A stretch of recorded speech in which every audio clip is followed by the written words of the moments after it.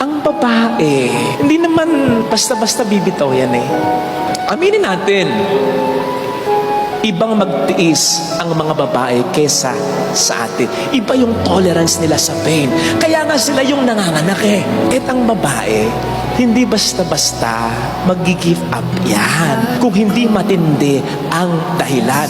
Again, ang babae, lalong-lalo na yung matinong babae, matinong asawa, matinong ina, hindi basta-basta mag-give up yan.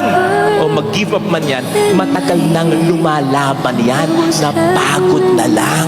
Kaya nga may kasabihan tayo, kapag ang babae ang umayaw, ayaw na talaga. Hindi ibig sabihin ayaw na niya, kundi dahil wala na siyang ibibigay pa kasi inubos mo na. Ang pagmamahal mapagpasensya.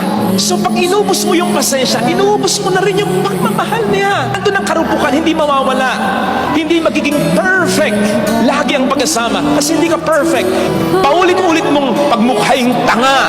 Hindi mo binibigyan talaga ng halaga. Ikaw na nga ang nagkamali, ang aamo sa'yo, siya pa.